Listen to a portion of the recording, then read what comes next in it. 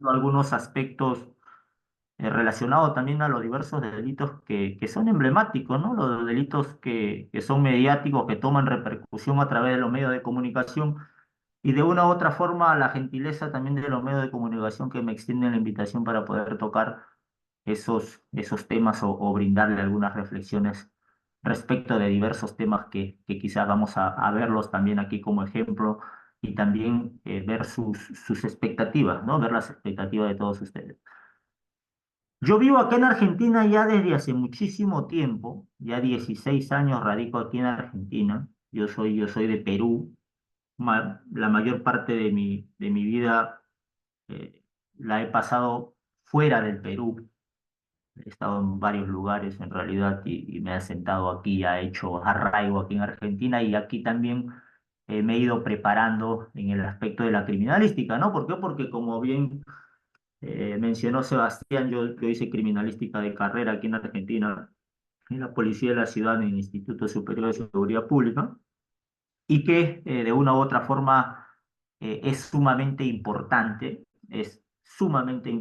tener los conocimientos básicos de criminalística, que son importantes no solamente para el abogado, sino también para el fiscal y también para los jueces, ¿no? Que de una u otra forma nosotros somos el soporte para que ellos de una u otra forma puedan entender ciertas cuestiones que no son de su expertise. Y ahí vamos de una u otra forma a relacionar. Yo puedo ver el chat, yo no tengo ningún problema de que ustedes puedan de una u otra forma realizar sus preguntas o activar el micrófono cada vez que ustedes crean conveniente. Yo no tengo ningún problema en ese aspecto. Ahora les voy a mencionar. Eh, yo sé que hay abogados acá, yo sé que hay criminalistas también, yo también entiendo que hay investigadores criminales y relacionarlo más que todo, ustedes saben que vivimos un tiempo de muchas evoluciones y acá en Argentina se ha discutido tanto el tema no solamente de la evolución del sistema procesal, sino los cambios del Código Penal y también los nuevos conocimientos que se adquieren a nivel de Latinoamérica. Yo he estado en México también capacitando en varias oportunidades, en El Salvador, en Perú, en Chile, y uno adquiere esas experiencias y de una u otra forma trata de transmitirlas aquí en Argentina, ¿no? Quizás experiencias que no vemos cotidianamente aquí en Argentina. ¿Por qué? Porque yo siempre digo, ¿qué le podemos enseñar a veces a los mexicanos que tienen delitos complejos todos los días, ¿no? ¿Qué le podemos en El Salvador lo mismo, ¿no? Tienen índices de criminalidad organizada y estos tipos de delitos que también infieren a la criminalística. Y el Perú y Chile que viven pues hoy en día una histeria social de violencia y también de crimen organizado de diversos actores, ¿no? Como actores principalmente no por organizaciones criminales nacionales, sino organizaciones criminales transnacionales. Y ahí yo les menciono a ustedes, y también vamos a entrar a la reflexión, todos sabemos que cuando uno está dentro de un proceso penal, uno lo que quiere o lo que de una u otra forma trata de buscar o quiere como fundamento estricto es que se realicen todos los actos de investigación. Los actos de investigación en aquel o aquellos lugares en los que se tiene una sospecha o no de haberse cometido un hecho criminal. ¿Por qué? Porque siempre partimos nosotros, y esto también lo hemos venido reflexionando, porque hacemos foros también internacionales de criminalistas, y hemos venido reflexionando que la mayoría de la doctrina que nosotros encontramos relacionada a la criminalística y la investigación criminal siempre encontramos como concepto escena del crimen. Y muchas de las veces nosotros podemos diferir y podemos no coincidir en ese aspecto y hacemos ese tipo de mesas redondas para determinar de que no siempre estamos nosotros frente a un escenario criminal ante el conocimiento de una noticia crimen. O sea, no necesariamente. Yo creo que Sebastián entiende perfectamente lo que me refiero y también de quizás ustedes. ¿Por qué? Porque podemos estar, no de repente un asesinato o un homicidio, hay diversos tipos de hechos a los cuales nosotros podemos de una u otra forma encontrarnos. Pero ahí es importante, nosotros como peritos en criminalística, sí vamos a entender, una vez llegado al lugar del hecho, vamos a entender por la experiencia de los casos y la experiencia de los años, que quizás nosotros podemos estar frente a un hecho criminal, sí, por supuesto. Nosotros podemos entender eso, que estamos frente a un hecho criminal, por la secuencia en cómo nosotros encontramos ese espacio o esos espacios. Por eso, el lugar del hecho. Por eso Sebastián me ha pedido, en este caso, vincular quizás los tipos de delitos complejos con el lugar del hecho necesariamente. Y ahí en el lugar del hecho nosotros sí podemos quizás ubicarnos y trabajar de una u otra forma o tomar mayores recaudos para que nosotros de una u otra forma no alteremos ni contaminemos o no perdamos diversos elementos, rastros o indicios, porque nosotros también somos agentes contaminantes. Y eso también, estimados colegas, nos ha llevado a grandes desafíos, ¿no? Y como lo venía mencionando, desafíos como una buena intervención en el lugar de los hechos, y eso no solamente va a depender, hemos tenido casos que ahora vamos a ver con ejemplos, y en donde yo he sido bastante crítico en los medios de comunicación, muy crítico respecto de lo que viene a ser el tratamiento del lugar de los hechos. Y no es que le eche la culpa, no es que le eche la culpa necesariamente a la policía judicial hoy que estamos con un caso bastante mediático que es el caso Agostina. Yo no le echo la culpa a la policía judicial. Inclusive, ¿por qué? Porque tengo amigos y tengo colegas y también soy del palo, como decimos en términos lunfardos, ¿no? O sea, somos del palo y también conocemos cómo se maneja el sistema y a veces es muy complicado para los peritos en criminalística cuando, o la policía judicial, o el perito oficial necesariamente, trabajar con dificultades cuando muchas de las veces no se tiene cierta concordancia con el representante del Ministerio Público, con el director de la investigación, que es quien es el director de la investigación en un sistema acusatorio, es el fiscal, ¿no?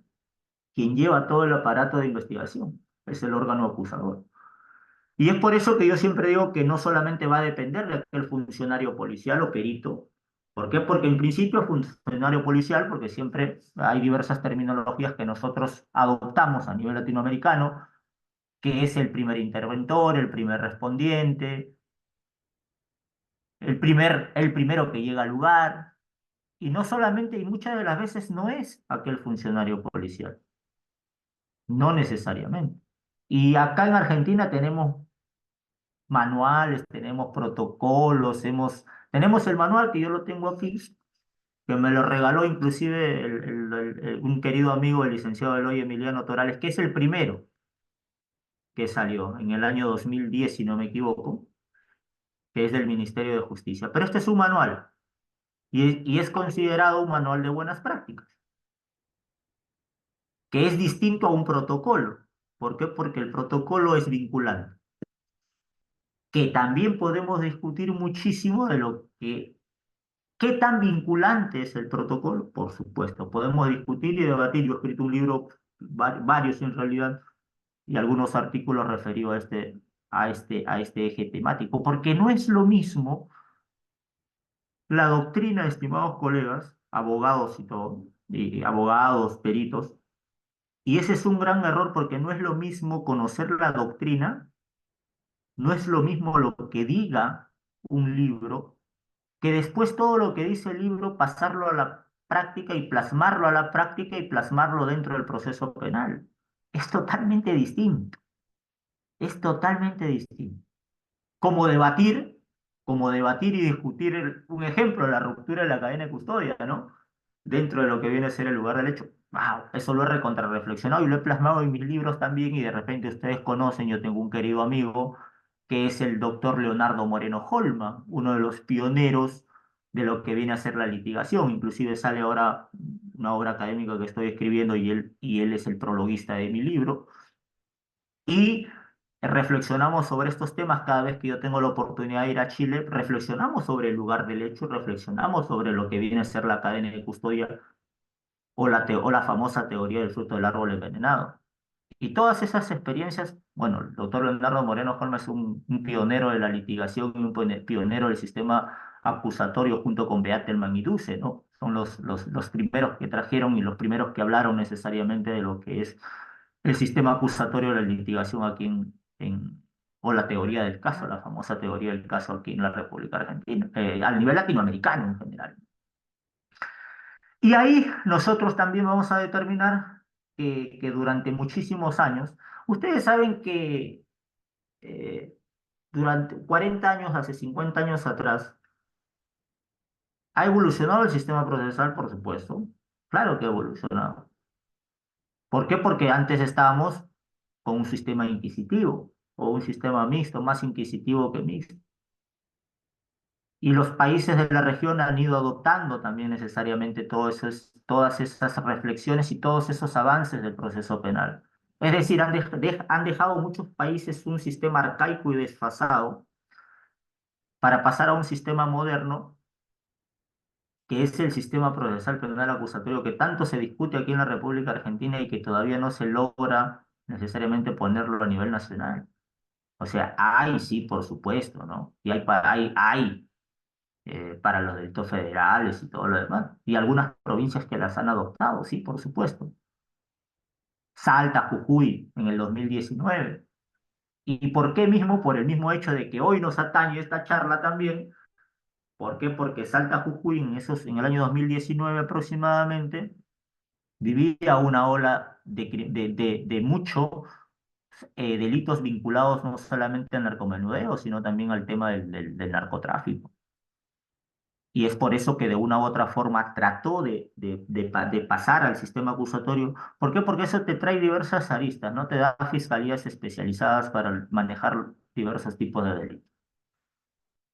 Y ahí, esa es una parte del proceso. Yo les comento que en México también hay diversas aristas que quizás usted, yo a veces cuando lo converso, muchos se sorprenden, ¿no?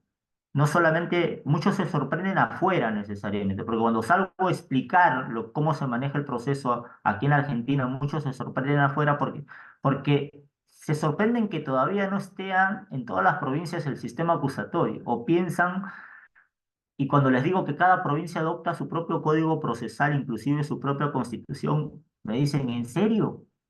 Me dicen, sí, les digo. Caso de México, México tiene eh, varios códigos penales, a diferencia de Argentina, a diferencia de Chile, varios códigos penales, no estamos hablando código procesal penal, y también tiene varios códigos procesales penales, que también se está sumando con la modificación, si no me recuerdo, del año 2014 en México, que ya se adhirió, 2014-2016, si no mal recuerdo, se adhirió también a lo que viene a ser la evolución del sistema procesal penal acusatorio. Chile fue el principal pionero, sí, por supuesto, y yo que soy abogado en el Perú y que trabajo en el Perú, lo tenemos desde el año 2000, como proyecto del año 2004, y puesto en prueba piloto en el año 2010, 2006. Y yo he sido educado prácticamente en mi carrera con el sistema acusatorio, ¿no? O sea, esa es la gran parte de la evolución. Y en el Perú hay también un solo código procesal que rige a nivel nacional. Es decir, en todas las provincias, en todas las regiones, como se llama en el Perú, el delito que se comete en un ejemplo, en Corrientes, es el mismo código penal es el mismo código procesal penal que es el de la ciudad de Buenos Aires o de Buenos Aires. O sea, no hay forma en que abarca a nivel nacional. Y es lo mismo también para los ámbitos de investigación. Es decir, existe una sola policía de investigación, la Policía Nacional del Perú, y policías especializadas y fiscalías especializadas.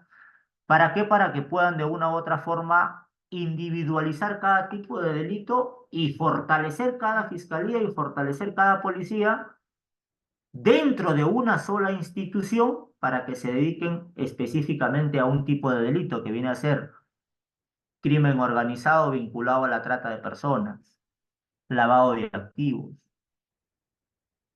Entonces, eso es lo que hay.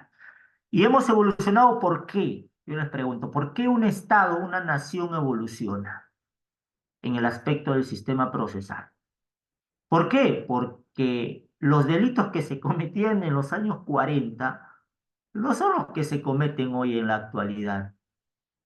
Entonces, la evolución procesal nos da esas herramientas, nos brinda esas herramientas. ¿Por qué? Porque hace 40 años no teníamos los delitos digitales o los delitos informáticos. No existían los phishings, las clonaciones de tarjetas. La IA en la actualidad, imagínense, yo soy de los partidarios que soy muy crítico de la IA, yo inclusive no uso IA, o sea, no uso en el aspecto para poder quizás cuando me contratan para hacer un artículo o escribir una obra, no la paso, pues, o sea, somos de la vieja escuela. Y muchas de las veces la IA en la actualidad ha traído más problemas que beneficios en el ámbito jurídico. España no puede solucionar sus tipos de delitos, no tiene una legislación, una ley que funcione de forma estricta para el tema de la IA. Está trabajándola, sí, por supuesto. Y hoy en día, lo que yo discutí hace 4 o 5 años, hoy en día acá en Argentina ya he escuchado que se discute, inclusive algunos profesionales empiezan a discutir y a debatir de las problemáticas que tiene la inteligencia artificial, porque hoy en día para algunos delitos que son delitos vinculados a lo que viene a ser la pornografía infantil o lo que viene a ser la pedofilia necesariamente, es tan fácil. Ya no necesitas tener en físico a la persona, solo necesitas sustraer la imagen de redes sociales. Y es más beneficioso para el pedófilo. Claro, por supuesto que es más beneficioso. ¿Por qué? Porque de una u otra forma alimentas esas ansias de estar estamos acá entre todos adultos, ¿no? Y conocemos y todos profesionales, contra una niña o adolescente no mayor de edad. Y ahí le das el paso más fácil para que pase a lo que viene a ser la pederastía, en donde ya concreta necesariamente y no con la imagen creada o los videos creados, sino que pasa necesariamente ya quizás a no saciarse con esos videos y pasa a lo que viene a ser ya el estado físico de la pederastia. Entonces eso también ha sido consecuencia de la inteligencia artificial. Hay que trabajarlo mucho, sí, hay países aquí en Latinoamérica todavía no se trabaja, todavía no se puede legislar en ese aspecto. Espero que se pueda trabajar. Y eso necesariamente, respecto de lo que les vengo diciendo, el sistema acusatorio y la evolución de los diversos tipos de delitos, es importante. Y es importante, ¿por qué? Porque cuando nosotros pasamos al sistema acusatorio es fundamental. ¿Por qué? Porque lo que nosotros tenemos, podemos perder de una u otra forma la libertad, sí, por supuesto, pero hay un hecho muy importante que hay que investigar para detener y hay que detener para investigar, dicen. Ahora, en la actualidad, ¿hay deficiencias del sistema acusatorio y crítica? Sí, por supuesto. Esto también lo hemos debatido a nivel latinoamericano. ¿Por qué? Porque todavía se sigue prácticamente, en la práctica, en lo teórico es bonito, pero las experiencias que pasan en México, en Perú, nosotros reflexionamos y decimos, pero hemos evolucionado procesalmente. Pero aún así, a pesar de esa evolución, a pesar de esa evolución, parece que en la práctica trabajáramos con un sistema inquisitivo en donde partimos necesariamente de la presunción de culpabilidad, no de la presunción de inocencia. ¿Por qué? Porque a nivel latinoamericano, y yo conozco mucho las cárceles de Latinoamérica, tenemos, tenemos una gran cantidad en porcentaje más personas detenidas con prisión preventiva, que esa no es la base o la esencia del sistema acusatorio, ¿no? Pero bueno, hay diversas posturas que han adoptado diversos países de Latinoamérica, sí, por supuesto, ¿no? Por supuesto, claro que sí. Y eso también, este paso, ¿Para qué? Para que nosotros de una u otra forma enfrentemos un ejemplo. Las organizaciones criminales tienen financiamiento, tienen potencialidad, no tienen margen económico, tienen una libreta abierta, manejan PBIs. Y es por eso que en la Argentina también tenemos estos delitos de crimen organizado. Yo creo que va a pasar, yo creo que vamos a ir en aumento. Y también es necesario que ustedes de una u otra forma conozcan todas estas cuestiones, ¿no? Y esto de conocer también implica obtener nuevas herramientas, ¿no? Herramientas que no solamente van a ayudar al personal policial o primer interventor en el lugar de los hechos, sino también al representante del Ministerio Público.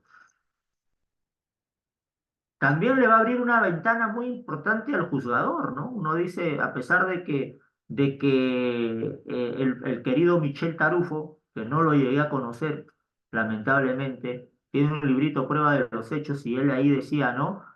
¿Para qué dejar, para qué dejar a la simple valoración del juzgador los conocimientos científicos cuando ni siquiera el juzgador mismo tiene conocimiento de lo que es la ciencia, a pesar de que tenga sus peritos?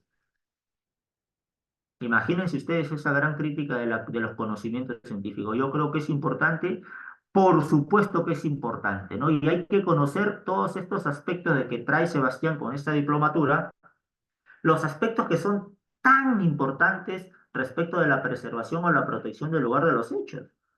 ¿Por qué? Porque ahí vamos a, de una u otra forma, y Sebastián en las clases que van a venir, él va a introducirse con profundidad en estos aspectos, ¿no? Más que todo periciales y científicos, de cómo hay que trabajar.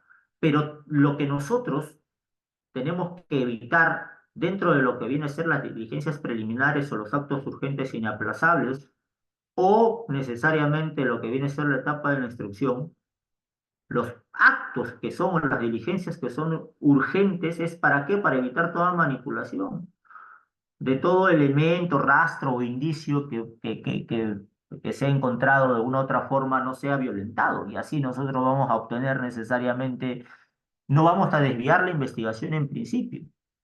Y ahí vamos a ofrecer una valoración pues racional y objetiva, ¿no? Del medio probatorio. ¿Y qué vamos a evitar? Lo que siempre nosotros los abogados, ¿no?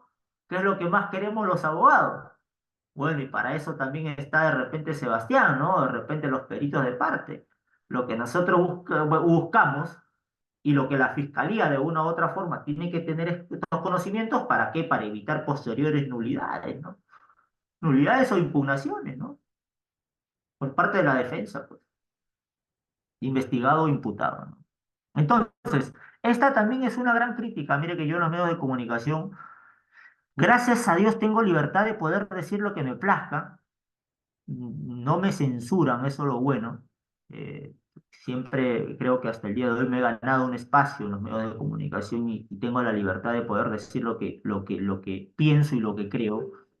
Pero también todo lo que piensas y todo lo que crees, también tienes que justificarlo y tiene que ser objetivo. O sea, tienes que saber defender la postura y tienes que ser objetivo en la información.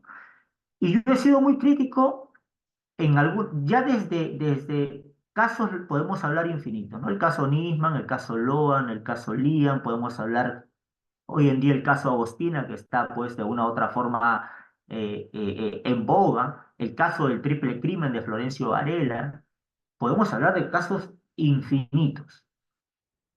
Pero ¿saben cuál es? Yo les pregunto a ustedes y es la importancia, yo hice un trabajo en el año 2019, si no me mal recuerdo, en donde yo ya hablaba de estas problemáticas de los conocimientos de criminalística dentro de la investigación criminal y lo que viene a ser la dirección de la investigación. Y veía ciertas deficiencias que también, bueno, la he plasmado en mi obra académica, no, creo que no la plasmé, en un artículo, en donde hice una investigación aquí en Buenos Aires, y creo que también pasa en diversas provincias, en donde para que dentro de la carrera de abogacía, dentro de la carrera de abogacía y para recibirse de abogado, tú revisas los planes de estudio a excepción de alguna universidad aquí en Argentina, en Buenos Aires, perdón, no se dicta la materia de criminalística o el curso en criminalística como materia obligatoria. Y eso entraba a la discusión en el caso Agostina. Y en tres programas muy importantes tiré esa información, que la vengo tirando en varios programas también anteriores, en otros casos, de que no hay esa formación. Y cuando hablo de que no hay esa formación, algunos te pueden decir sí, pero son para temas penales. No, la criminalística, como Sebastián no me va a dejar mentir, está en todas las etapas del proceso y en todo el proceso penal o en todas las partes del proceso. O sea, no necesariamente infiere a lo que viene a ser el proceso penal. No. Y ahí, estimado Sebastián y estimados colegas, si tienen alguna pregunta, no tengo ningún problema de poder activar el micrófono. Y ahí hay un dato muy importante, que eso no se subsana. Esos conocimientos básicos en criminalística que tiene que tener un abogado no se subsana para los concursos a fiscales. No se subsana. Y yo les quiero dar la experiencia de lo que pasa en otros lugares, porque eso es una gran discusión que la estamos plasmando aquí en Buenos Aires. Y ya algunos me han salido a matar, diríamos, ¿no? Pero como yo no le debo nada a nadie, y eso es lo lindo, y como soy independiente y como soy un trabajador particular, entonces tengo quizás la fortaleza de poder decir estas cuestiones que hay que plasmarlas, hay que ponerlas en discusión. ¿Por qué? Porque hemos visto dentro de la investigación, por parte del director de la investigación, hemos visto desastres en investigación. En el Perú, les comento, en Perú, Chile, Colombia y México, para que tú puedas concursar a ser fiscal, tienes que tener conocimientos básicos en criminalística. En el Perú es exigencia obligatoria conocer criminalística, y yo cuando estudié hacia unos largos años, la carrera de Derecho, yo tuve como materia obligatoria criminalística, medicina legal, medicina forense dentro de mi plan de estudio. Y a los fiscales en el Perú, la mayor cantidad, desde asistente a función fiscal, fiscal adjunto, fiscal superior, todos, desde el rango más bajo de asistente de función fiscal, la mayor cantidad de las preguntas, estimados, la mayor cantidad de las preguntas son en base a conocimientos de criminalística, tanto lo oral como lo escrito. Primero lo escrito y después lo oral. Antes el Consejo Nacional de la Magistratura, ahora la Junta Nacional de Justicia. Son en base a criminalística. Y es requisito que tengas que tener esos conocimientos en el Perú. Y aquí no hay esa exigencia para que puedas postular y ser fiscal. O sea, eres el director de la investigación, eres quien maneja toda la investigación, y esos espacios que son vulnerables de un montón de cosas, no tengas conocimientos básicos, y no te digo que seas un perito, ¿no? Pero debe de tener conocimientos básicos en criminalística, para no tener los casos que nosotros hemos tenido, ¿no? O de una u otra forma mejorar. Y esa es una gran discusión que también la traigo en boga, ¿no? ¿Por qué? Porque eso, ¿qué nos va a dar a nosotros? No solamente al fiscal, sino también a los abogados. Y también para el perito. ¿Por qué? Porque el perito va a poder trabajar de una u otra forma y hacer más fácil el entendimiento entre fiscal y perito. Y eso nos va a dar un esclarecimiento y un gran manejo y tratamiento del lugar de los hechos, por supuesto, del aporte de la criminalística a la investigación. Sí, estimado, claro, eso es muy importante. Y aquí yo les traigo una reflexión también de un querido amigo colombiano, maestro en el derecho y en la criminalística y en la investigación criminal, Jesús Vergara Padilla. Él decía, ¿no? La investigación criminal y la criminalística hay una línea que las une y una línea que las separa. Una línea que une y una línea que separa. ¿Y quién requiere de quién? Necesariamente requiere la investigación criminal de la criminalística. ¿Para qué? Para que pueda responder a aquellas interrogantes, ¿sí? A la criminalística, ¿qué le responde? ¿Qué responde la criminalística? Ya todos sabemos esas interrogantes, ¿no? ¿Qué? ¿Cómo? ¿Cuál? ¿Dónde? ¿Quiénes? O sea, eso lo sabemos, que ya Sebastián de repente va a interiorizar más en eso, pero a la investigación criminal sí le importa el porqué, y esa es la línea que la separa. De repente a la criminalística no, ¿no? Pero sí a la investigación criminal. Y hay teorías, que yo tengo acá dos libritos, hay teorías que ya no hablan necesariamente de lo inter y lo multidisciplinario, sino que ya han pasado en Venezuela, en México, en Cuba, bueno, Cuba no, en Venezuela, México, que he estado, en Perú también se está empezando a trabajar mucho con los criterios de la transdisciplinaridad. Y hay obras escritas. Bueno, una de las obras escritas de la transdisciplinariedad es el querido amigo Vicente D'Angelo Piñerúa. Dos libros, mira, Filosofía de la criminalística transdisciplinaria y Tratado de criminalística como ciencia transdisciplinaria. Me los, me los dio en Venezuela.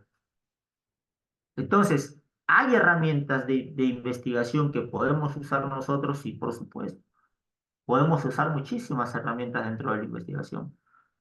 Entonces, esos conocimientos van a ser fundamentales.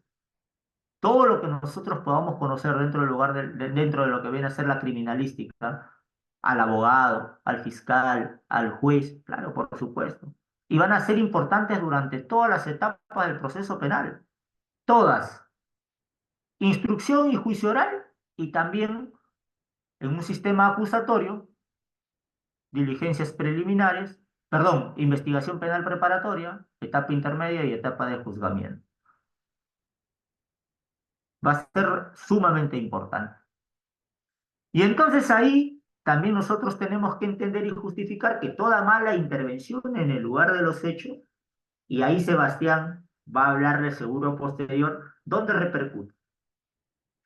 Todo trabajo mal hecho en el lugar, todo trabajo mal intervenido en el lugar de los hechos repercute en el laboratorio, pues. O sea, todo repercute ahí, en el laboratorio de criminalística. Y ahí, estimados colegas, es el hilo más frágil. Y es por eso la importancia que yo destaco de esta diplomatura y estos conocimientos unificados. ¿Por qué? Porque dentro de un proceso penal puedes tener una absolución o puedas tener una condena. ¿Y cuál es el derecho más importante para un ser humano? El segundo, después de la vida, ¿no? Por supuesto. La libertad. La libertad. Y para una posible o presunta víctima, pues la búsqueda de justicia, que va a ser muy importante. Y aquí en las diapositivas, como les estaba pasando, este es el Código Procesal Penal. Todos los códigos que tienen acusatorios a nivel latinoamericano, todos tienen lo mismo. Pero yo acá les quiero hacer una mención, algo, porque esto sí me pareció muy importante. De lo que es de Perú, ¿esa es la primera placa? ¿O hay otra placa? No, no, solo de Perú. Esa es la Bueno, primera. bueno, pasa, porque eso ya más o menos es lo que hablamos del sistema acusatorio. Esa es. Bueno, las atribuciones de la policía. Y cuando hablamos y esto también se ha trabajado mucho en el Perú, a ver, ¿qué nos dice Lautaro? Lautaro nos dice, no existe, a ver, no existe una escena del crimen perfecta, solo una investigación e intervención imperfecta que pueda acaer errores posteriores en el proceso. El crimen perfecto no existe el crimen perfecto, sino malas investigaciones. Esa es una frase que también se ha ido de una u otra forma trabajando. ¿Ustedes saben cuál iba a ser el crimen perfecto en los casos emblemáticos? ¿Cuál ustedes creen? A ver, yo les pregunto a ustedes. ¿Qué caso aquí en Argentina posiblemente podría ser o habría sido el crimen perfecto? Y no por mal investigado, sino crimen perfecto. ¿Mm? A mí me gustó mucho el del Banco Santander, Ya, el juego del banco. el llamado robo del siglo.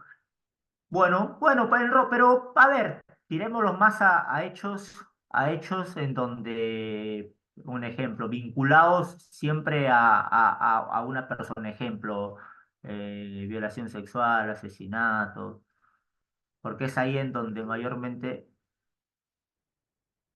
Bueno, Nora Dalmazo fue una mala investigación. Eso ya. Nisman también fue una mala investigación. Eso, Loan también bueno, si es un Ford, sí, pero como es Nissan, no creo. No, bueno, ¿saben cuál era el caso que posiblemente iba a ser un crimen perfecto? Era el caso de Ángeles Rapson. El caso de Ángeles Rapson podría haber sido un crimen perfecto si no fuera por un error que no tenía nada que ver con la investigación. No tenía nada que ver con la investigación. ¿Por qué? Porque ya todos saben cómo se encontró Ángeles Rapson, ¿no? Fue por o sea, el caso de Mangieri, condenado a cadena perpetua. Todos saben ustedes que ahí necesariamente fue un error, no se desvió el camión de residuos, bueno, y se fue a un centro de reciclaje. Y es ahí en donde se encuentra Ángeles Rapson. Y entonces ahí sí hubiéramos tenido un crimen perfecto, pero no por una mala investigación. Pero bueno, yo les pregunto ahora, acá se ha trabajado mucho en el Código Procesal Penal peruano y aquí con algunos colegas en Argentina lo hemos discutido y lo hemos debatido también y coinciden de que sí se ha trabajado mucho. ¿Por qué? Porque yo les digo a ustedes y quiero que me contesten y así trabajamos un poquito y después nos pasamos a los casos, a analizar los casos. Con esto vamos a concluir y después abrimos preguntas y damos el break. Yo les pregunto a ustedes, aquí en Argentina, cualquier funcionario o cualquier policía puede de una u otra forma levantar algún indicio, elemento, rastro o indicio o vestigio en el lugar del hecho.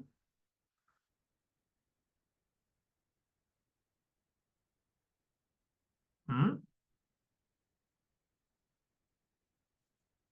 Sí, cualquiera. Cualquiera puede levantar.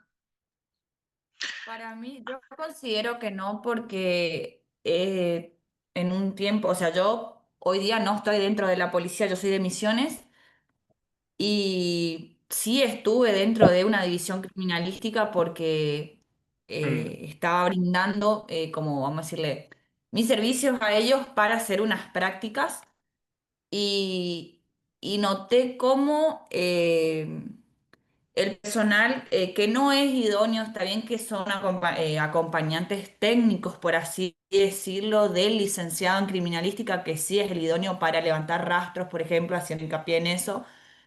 Eh, Se notó, por ejemplo, la falencia que había cuando se levantaban rastros con el personal técnico, por así decirlo, y cuando lo levantaba el licenciado, por ejemplo, en caso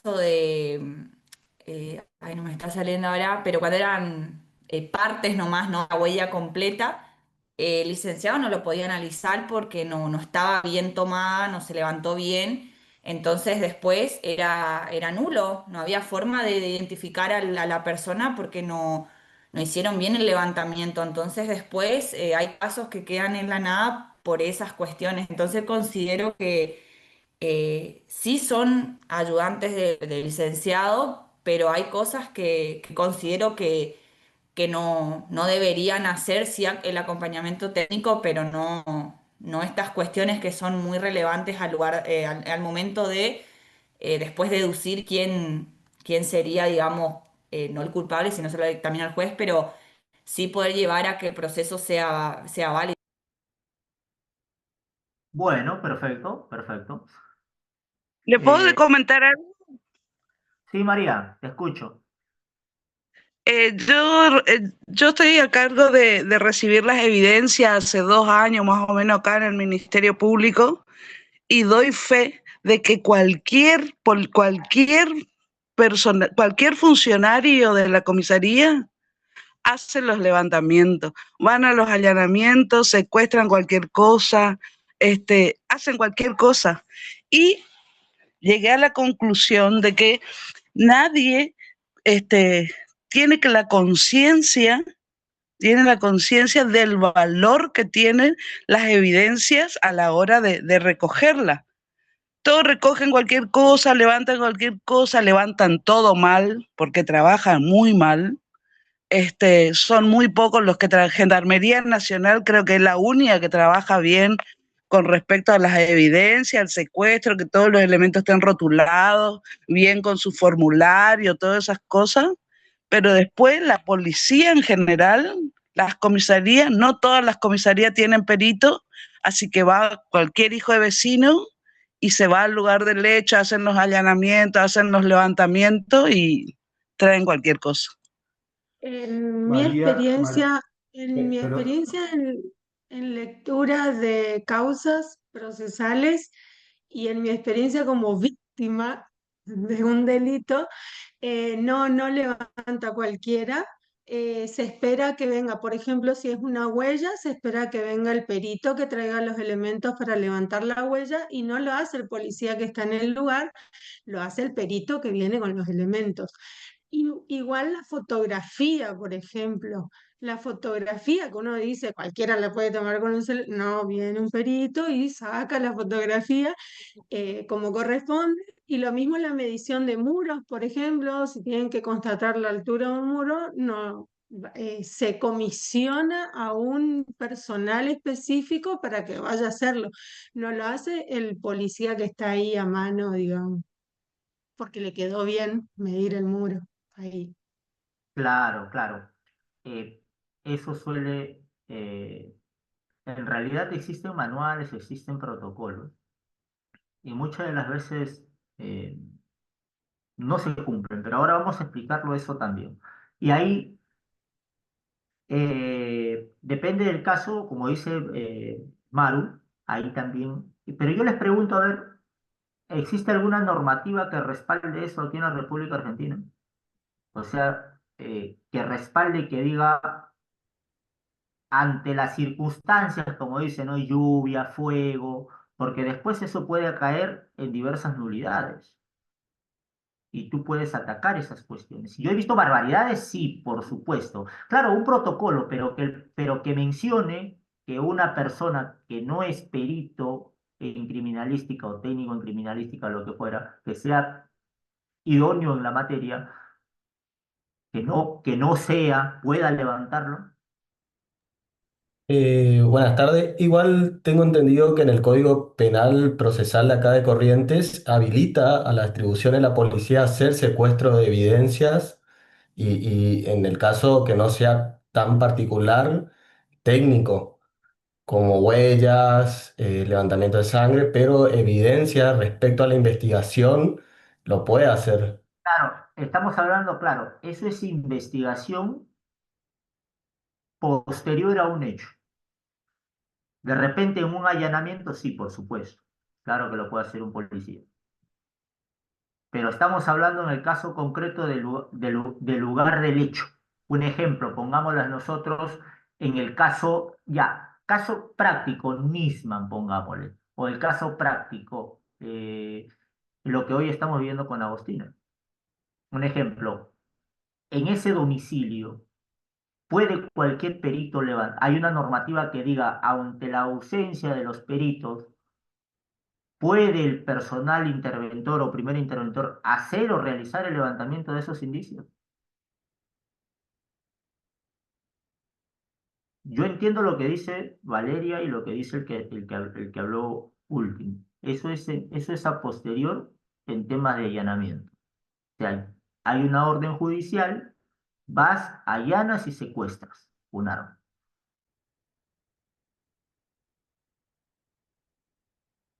Por eso yo pregunto si existe una normativa acá. Yo no la he encontrado, ¿eh?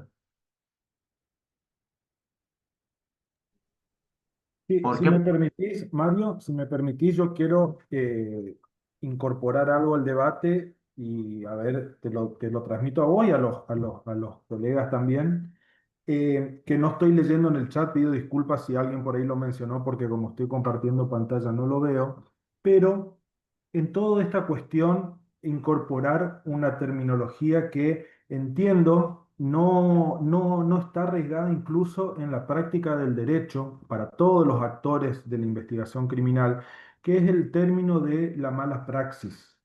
¿Sí? No sé qué opinan. Esto, yo creo que si estaría un poco más arraigado esa terminología, estas cuestiones no cualquiera va a ir a tocar la escena, no cualquiera va a intervenir en la escena desde ni siquiera desde el primer momento. Y creo que es algo que, un poco esto que decía Mario, que no está arreglado y tampoco está en la conciencia de ninguno de los actores. Es decir, uno por ahí habla de mala praxis, ¿qué es lo primero que piensa? Y no sé, en el médico, que se le murió un paciente en la sala de operaciones que lo estaba operando, entonces murió por una mala praxis. Pero yo nunca escuché a conciencia decir el perito, el investigador o el fiscal, ¿sí? Tuvo una mala praxis en la investigación criminal. Claro, No sé. mira, Sebastián, coincido en ese aspecto. Y yo he visto cada barbaridad y he visto porque después eso es un problema dentro del proceso. Y si tú lo llegas a ubicar, y nosotros como abogados y la experiencia que tenemos, nosotros ubicamos, indagamos, hacemos nuestra propia investigación y llegamos a ese objetivo.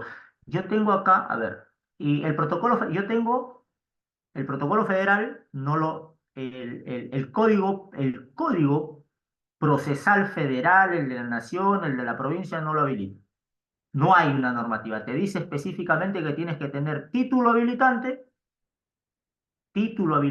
¿ah? Y tienes que estar en algunos casos colegiado. O sea, es simple. Por eso, muchas de las veces, esta discusión la llevamos nosotros al proceso. ¿Por qué? Porque en el Perú sí está reglamentado, está muy bien reglamentado. Porque está bien, ante las urgencias, como dice acá, dijo ante la lluvia, muchas de las veces por las circunstancias geográficas es complicado poder hacer un levantamiento de algunos aspectos. ¿Por qué? Porque tardan horas y horas y se puede perder. Pero jurídicamente, ¿dónde está amparado ese policía para que pueda hacer ese levantamiento? No está amparado procesalmente.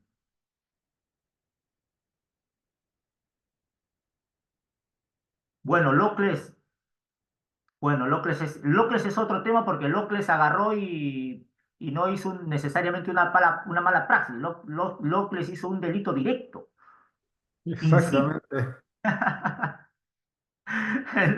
Claro, claro, no fue mala praxis. Entonces, en el Perú, mira lo que dice.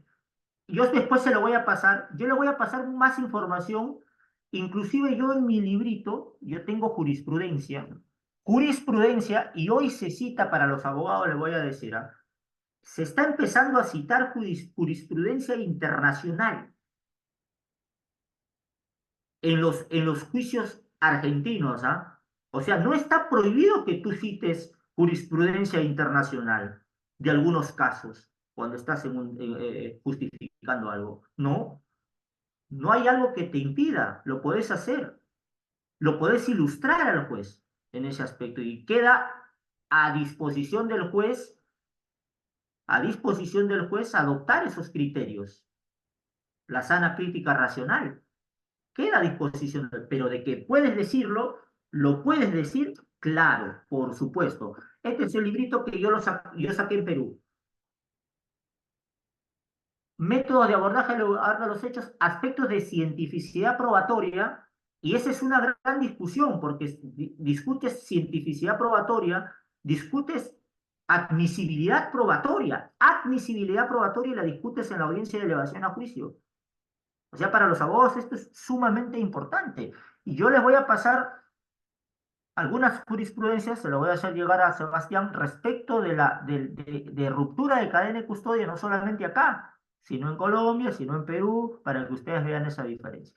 El Código Procesal Penal peruano dice atribuciones de la policía. O sea, está muy clarito. Bueno, ahí tienes recibir denuncias, vigilar y proteger el lugar de los hechos a fin de que no sean borrados los vestigios y huellas del delito. Ahí te habla de quién, el primer respondiente, el primer interventor. Sencillo. Después en el practicar registro, recoger y conservar los objetos e instrumentos relacionados con el delito, así como todo elemento material que pueda servir para la investigación. Lo habilita. Pero esto también es vago. ¿Por qué? Porque no te determina qué policía. Ah, ¿por qué? Porque nosotros cuando entramos a discutir en el proceso, está bien, atribuciones de la policía. ¿Pero qué policía? O sea, estás hablando del policía con conocimientos en criminalística, si un perito calificado, o estás hablando de un pesquisa en el Perú, o estás hablando de un policía común. No te especifica. Pásame la siguiente placa. Y el Código Procesal también te dice, el perito y el pesquisa. Hay una diferencia entre perito, en el Perú te hace esa diferencia entre el perito y el pesquisa. El perito tiene conocimientos de investigación criminal y de criminalística. Y el pesquisa tiene conocimientos de investigación criminal. Eso es básico como concepto. Y el artículo 195 del Código Procesal Penal peruano dice levantamiento del cadáver. Cuando se trate de una muerte sospechosa de haber sido causada por un hecho punible, se procederá al levantamiento del cadáver. Y mire lo que dice, de ser posible, con participación de personal policial especializado en criminalística haciendo constar en acta. Es decir, si no está el personal policial especializado, tenés que dejar constancia en acta bajo qué circunstancias. O sea, no te dice, te deja abierto, te dice directamente de ser posible, no siquiera te dice o necesario o con la participación. Ese término los abogados me van a entender. O sea, hay que interpretarlo, pero acá te explica perfectamente, es de ser posible. La siguiente placa. Y ahí está, perdón, y ahí está en el subcapítulo 3 el Perú, te manda un decreto supremo y te dice, ante este artículo anda el decreto supremo que ahí te lo explico mejor. Ahí te lo voy a explicar mejor. ¿Por qué le doy esa potestad al personal policial que no es perito en criminalística? O sea, jurídicamente está resguardado. Procesalmente está resguardado ese perito, porque cuando después tú lo lleves al proceso, cuando tú lo tengas sentado ahí en el estrado, el perito va a poder sostenerse. No, porque yo levanté bajo estas circunstancias, amparado en el Código Procesal Penal, amparado en el Decreto Supremo 10/2013 y amparado en el acuerdo plenario, porque también hay un acuerdo plenario que lo ampara al perito. Ahora, pásame la siguiente placa, por favor. El levantamiento del cadáver lo realizará el fiscal. Miren, con la intervención de ser posible, todavía te dice, del médico legista. Inclusive no necesitas tener al médico legista, ¿eh? Mira lo que te da esa posibilidad. Y del personal policial especializado en criminalística. Pero acá es lo que dijo la colega hace un rato. ¿Quién fue la que dijo bajo circunstancias? Maru. Y aquí el Código Procesal lo ampara. Pero dice, por razones de índole geográfica podrá prescindirse de la participación del personal policial especializado en criminalística. Lo dice el Código Procesal. Aquí anda, búscame el Código Procesal, no lo tienes. No hay. El fiscal, según las circunstancias del caso, mira, podrá delegar la realización de la diligencia a su adjunto, a la policía o al juez de paz. Ante la ausencia del perito en el lugar del hecho, el pesquisa te da un orden. Si es que no está el perito, como el idóneo en levantar ese indicio, te dice, no, si no está el perito, es el pesquisa. Y si no está el pesquisa, lo puede hacer el personal que no es ni perito ni pesquisa, el común. Y si no está el policía, primer interventor lo puede hacer el bombero y lo puede hacer el militar también. Eso te lo explica en el decreto supremo. Ahí te especifica. Y ahí dice, el pesquisa es quien realiza la búsqueda, ubicación, recolección y remisión de las muestras a estudiar en los laboratorios de criminalística. ¿Hay otra placa? Bueno, listo.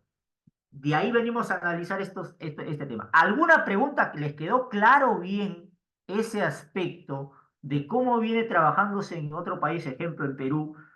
Y aquí yo les quiero mencionar, ahora, también es distinto, y lo que yo vengo escuchando y se los voy a compartir con ustedes, porque también lo escribí, está en mis dos libros también. A ver, siempre se ha discutido y siempre se confunde la cadena de, lo he escuchado en infinitas clases, en infinitas capacitaciones, las he escuchado. No es lo mismo ruptura de cadena de custodia, vincularla con la teoría del fruto del árbol envenenado. No es lo mismo, es un error gravísimo. Cuando yo escucho, manipularon el lugar del hecho, se hizo un mal levantamiento y está vinculado a la teoría del fruto del árbol envenenado. ¿Por qué? Porque se contaminó, no se preservó. Esa es una falacia. Eso no existe, doctores. Eso es mentira. Porque la teoría del fruto del árbol envenenado es una teoría doctrinaria relacionada al derecho. Y la ruptura de la cadena de custodia, ¿dónde la encontramos? ¿Dónde nosotros podemos ver ruptura de cadena de custodia? Como pregunta de examen para que después Sebastián se las plantee y ya tenga la respuesta acá. ¿Alguien que quiera participar? ¿Dónde nosotros vemos ruptura de cadena de custodia?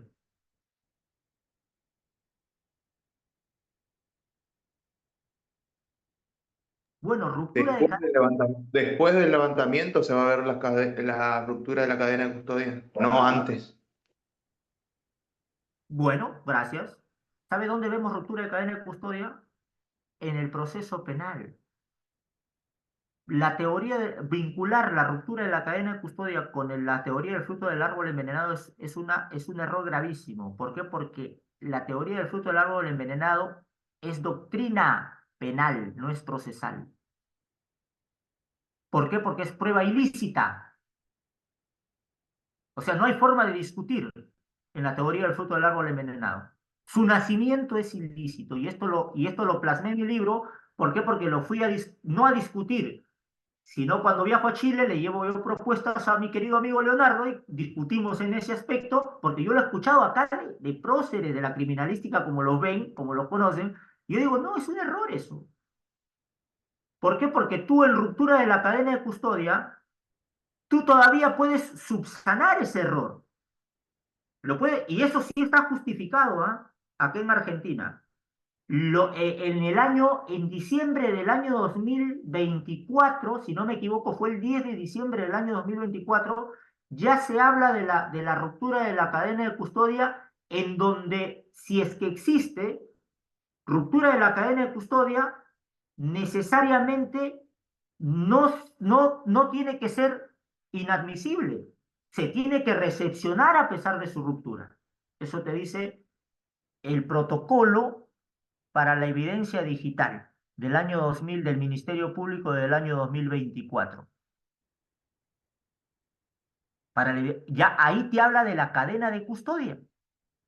Y ahí te da ese espacio en donde dice, si existe ruptura de cadena de custodia, igual el personal policial o la otra mano en donde se traslade tiene que recibirlo y tiene que hacer un nuevo formato de cadena de custodia. Te lo dice de forma explícita. También lo pueden googlear fácilmente, pero también se lo puedo proporcionar a Sebastián, en donde ahí también ya se subsana. Lo que el Perú lo tiene hace años, en el 2024, desde el año 2006 lo tiene el Perú.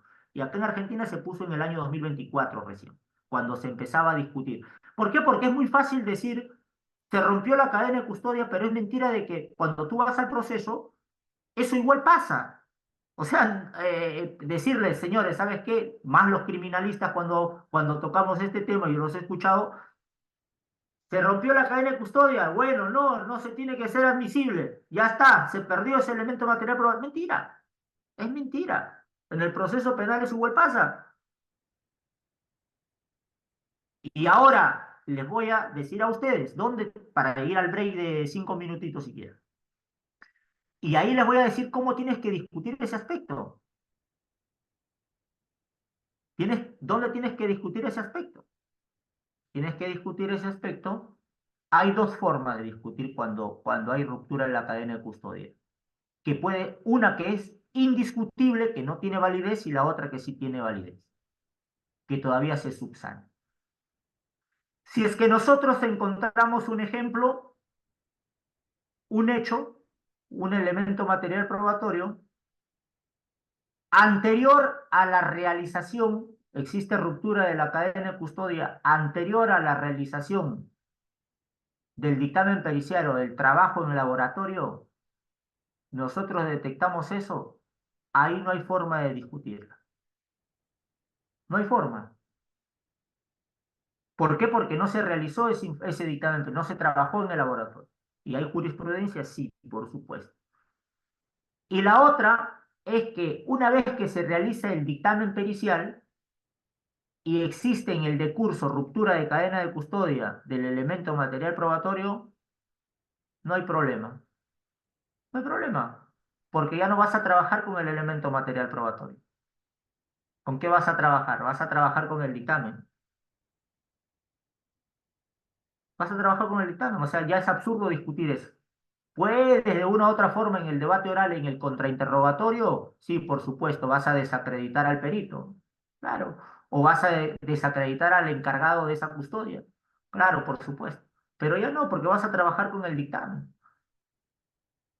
Esas son las dos vías. Una que es donde no habría discusión previo a la realización del dictamen, del trabajo en el laboratorio, ¿no? Ahí sí tendríamos muchísimas dudas. Pero después que se trabaja en el laboratorio ya casi, ya no hay forma de discutir el elemento material probatorio porque ya lo tienes plasmado en un dictamen pericial.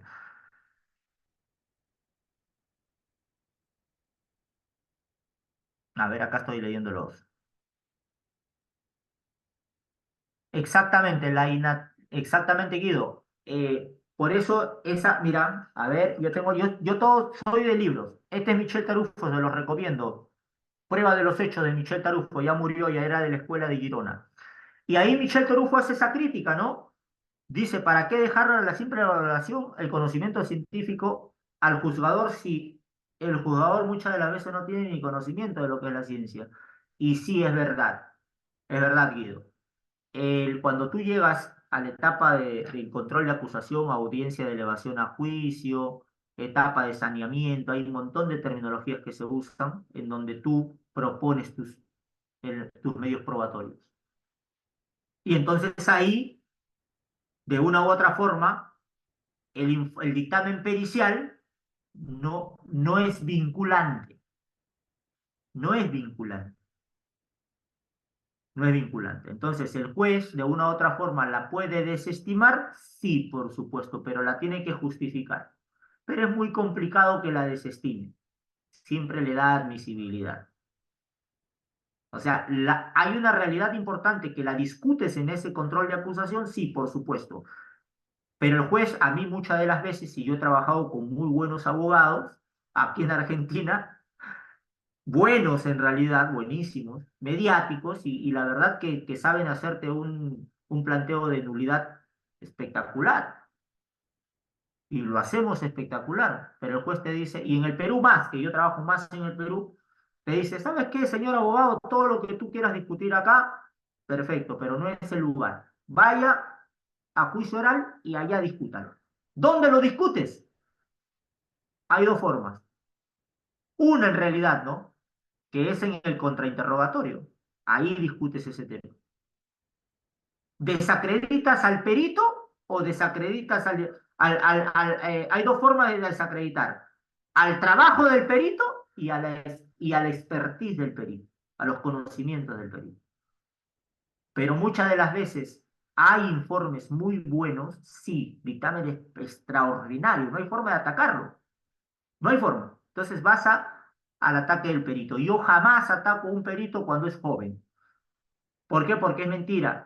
Hay peritos o técnicos o licenciados en criminalística, y esa es una falacia, es una gran mentira, que son muy jóvenes o que se han egresado de 1 año, 2 años de su carrera, y muchas de las veces los abogados les dicen, ¿cuántos años de experiencia tienes? No, no puedes decirle eso. ¿Por qué? Porque hay gente como Locles, que ustedes ven que tenía cantidad de años de experiencia, y mira lo que hizo. Hay abogados, hay peritos o licenciados en criminalística que tienen cantidad de años de experiencia, y se los digo por conocimiento propio. Yo no doy nombres, ¿no? Pero yo he visto de peritos que son eminencias y he leído sus dictámenes y la verdad que me dan ganas, la verdad, de decir, para un poco. Pero hay peritos jóvenes que tienen 1 año, 2 años. Era perito armero, César. 1 año, 2 años, y te hacen un dictamen impresionante. Buenísimo. Muy bueno. Entonces, yo no soy de la idea de que porque eres joven haces un mal trabajo. Así que, si tienen alguna pregunta, así nos tomamos 5 minutitos y venimos a analizar estos casitos a los cuales yo también he trabajado, analizándolos, ¿no?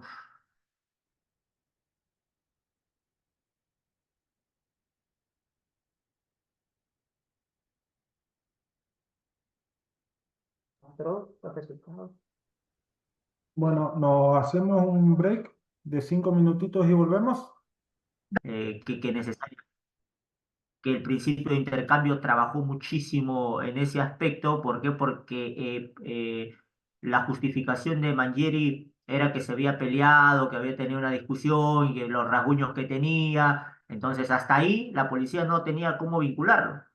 Es decir, dentro de la investigación no había forma de vincularlo. Y entonces, ¿qué pasa? Que después que se encuentran los restos, los patrones genéticos de Mangieri debajo de las uñas de Angela Rapson, ahí adentro de la investigación ya no puedes justificar eso. Entonces, explícame por qué entonces encuentras eso y coincide con tu principio de, no solamente de transferencia, sino también de correspondencia, de características, ¿no? ¿Por qué? Porque le transfirió los arañazos y coincidía con el tema de las uñas y todo lo demás. Es un caso muy bonito para que se pueda. Y el caso Nisman, la verdad que yo siempre digo en los medios de comunicación, ¿por qué siempre nos seguimos equivocando? O sea, yo a veces, en los medios, es una frase que he instalado, ¿por qué siempre nos seguimos equivocando? ¿Se enseña mal o se aprende mal? Hay una de las dos cuestiones, porque manuales tenemos desde el año 2010, o sea, año 2008, 2010, o sea, tenemos todo, pero siempre seguimos equivocándonos. Imagínense ustedes en estos casos mediáticos, imagínense los casos que no toman esta repercusión mediática de 3 niños, que se pierden todos los días, solamente de 3 niños que se pierden, uno desaparecen, de 3 niños que desaparecen, uno se llega a perder, uno por día no se lo encuentra nunca más. En Argentina, ¿eh? O sea, no solamente es Logan, no solamente es Liam, que son los casos más actuales. Ese es el dato oficial. 3 niños desaparecen, 2 se lo encuentran, pero uno nunca más se sabe de su paradero. Entonces son temas muy lindos para poder analizar, y el caso Nisman es el caso bandera y no solamente se enseña acá en Argentina, sino el caso Nisman yo lo he enseñado y lo he puesto a discusión, no solamente Lian, sino Loan también en una universidad en México. Lo hemos instalado, lo hemos enseñado. En el Perú se enseña en las fiscalías el tema del caso Nisman. ¿Por qué? Porque ese es el manual de hacer de hacer todo lo contrario a lo que Sebastián les va a enseñar. O sea, es el manual de hacer todo lo contrario de lo que estamos hablando ahora. Y yo tengo el expediente, como también trabajamos en el ámbito de la comunicación y todo eso, de una u otra forma se filtran los expedientes. Y usted sabe, ver a Nisman en una situación, la primera vez que lo vi yo me dio ganas de llorar porque era la cosificación de una persona en el lugar. Terrible. La fiscal sentada en la cama, en hojotas. O sea, por eso digo, Sebastián va a entrar en profundidad en estos temas, pero es el manual de hacer las cosas mal. Y en el tema, y acá yo les traigo a ustedes el tema, bueno, Eugenia, no hay problema. El tema del triple crimen en Florencio Varela. Y este fue un caso bandera dentro de la investigación y yo participé muchísimo en este caso. En este caso del triple crimen, y ustedes recuerdan, ¿quién recuerda el tema del triple crimen? Ustedes no, no pasó hace mucho. Un caso que conmocionó a pesar de las circunstancias, ¿no? De Morena, de Brenda y de Lara y toda la familia que de una u otra forma la rodeaba. A pesar de esas circunstancias, fue un hecho atroz. Fue un hecho atroz, en donde yo he tenido la posibilidad de ver el cuerpo, ver los desmembramientos que le hicieron. O sea, fue un caso en donde a la persona, en realidad, o sea, un ser humano, mm, no sé qué puede tener en la cabeza otra persona para poder hacer semejante crueldad. Y el tema del triple crimen llevó a un caso vinculado a lo que también atañe el tema de la diplomatura, que estaba vinculado o se presumía que estaba vinculado al tema de lo que viene a ser el narcotráfico. Y yo esto debatí muchísimo este Mario. aspecto, ¿sí? Igual es justo ahí que usted tocó el tema de que vio el tema de la autopsia y demás, también me pareció un poco, bueno, en realidad muy poco profesional y ético que se haya filtrado toda la secuencia fotográfica de las tres autopsias, o sea, de la autopsia que le hizo que se le hizo a cada una de las chicas del cuerpo. Yo tuve acceso a ese archivo, es más, no sé ni si lo tengo en el celular todavía, porque se filtró y empezó a llegar de grupo en grupo, de grupo en grupo, y cuando te diste cuenta decía reenviado muchas veces. Hay, Y uno se hay pone a imágenes pensar que no eran, con... hay imágenes que no eran. Hay muchas No, imágenes, no, hay algunas sí, pero después se empezó a viralizar en la parte de los medios también. claro. Y, y ahí como uno dice, ¿por qué se llega a ese extremo y tener que estar repartiendo, por así decirlo? ¿O quién es quien saca de? Porque hay una persona que lo va a hacer, o lo hizo en ese caso. Entonces, ahí uno se da cuenta mucho la falencia que hay desde el principio. Claro, yo no te voy a decir cómo se filtran, pero se filtran. No te voy a decir cómo se filtran, pero todo se filtra. Inclusive se filtran antes que lleguen al fiscal. Información. Y en el caso de Agostina, ahora vamos a tratar un poquito en lo breve, que pregúnteme todo lo que quieran, ¿no? En el caso de Agostina, es el colador de las filtraciones, como dijo el abogado de Faceta. Es un colador de filtraciones. Pero bueno, todo tiene una circunstancia, ¿no? Y en este caso el triple crimen sí fue de terror. También se habló mucho del video. Es un caso que estuvo vinculado. Yo estuve en un programa, si no me recuerdo, con a dos voces, si no me recuerdo, creo que fue en TN. Estuvimos varios abogados mediáticos en ese tema. Estuvo el abogado Baños también que representaba a una de las víctimas. Que era del estudio jurídico Burlando, y entramos a un debate, eso está grabado y todo lo demás. Yo le decía que, que va a ser complicado el tema de vincularlo con el tema del narcotráfico, inclusive el tema del triple crimen. Y es complicado el tema del triple crimen. ¿Por qué? Porque los abogados y los que están acá me van a entender, quizás un poquito más, el tema de la individualización de los posibles autores. Y eso lo hemos visto nosotros en el caso de Fernando Báez Sosa. Es decir, llegas a juicio sin saber y sin determinar quién es quién. Y yo en vivo le dije, todo bien, todo bonito, pero acá lo importante va a ser que se individualice cada uno de los autores, o los posibles autores o actores. Y si no tienes eso, no, que está todo, si no tienes eso, no vas a tener un caso concreto. Lógico que como lo que pasó, como lo que pasa en Agostina, tú tienes el hecho. Mira, y eso también está grabado, lo dije justo en este tema del triple crimen, a mí me agarró con Jonathan Viale y yo ya tenía la información de que a Pequeño J lo habían agarrado.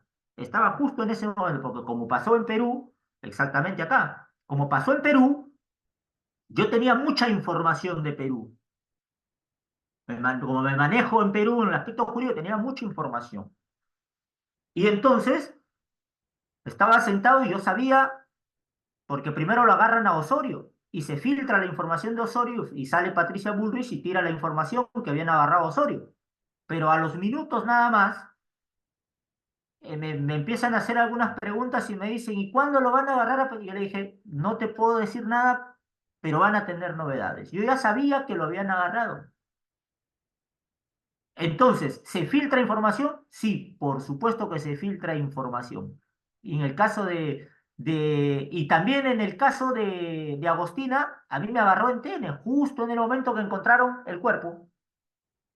Tengo esa gran suerte de que me toca en ese momento que son sumamente terribles.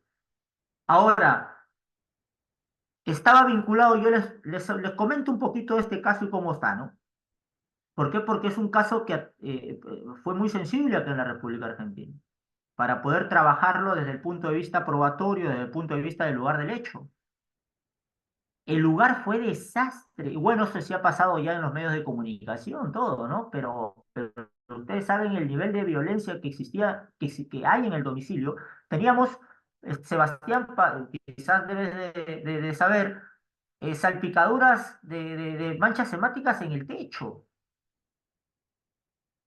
O sea, ahí ves el impacto, cómo hay que pegarle para que pueda salpicar esas manchas, esas manchas hemáticas al techo. De ahí te das cuenta.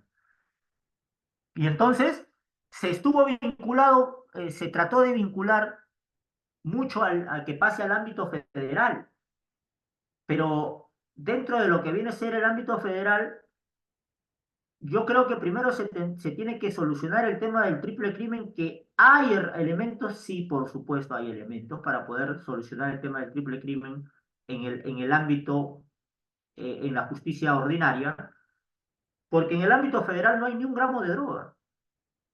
O sea, hablaron en principio de 3 kilos, hablaron de 30 kilos y hablaron de 300 kilos. Pero no encontraron un gramo de droga. Ni un papelito se encontró. Entonces, no podemos hablar cómo justificas, ustedes los abogados, cómo justificas tú pasarlo a la justicia federal cuando no encontraste ni un gramo de droga. Algunos dicen por la privación ilegítima de la libertad. Pero tampoco podríamos, ustedes van a, ¿cómo justificamos nosotros la privación ilegítima de la libertad si se mencionó también de que fueron por voluntad propia? Engañadas y todo lo demás, ¿no? Pero fueron por voluntad propia.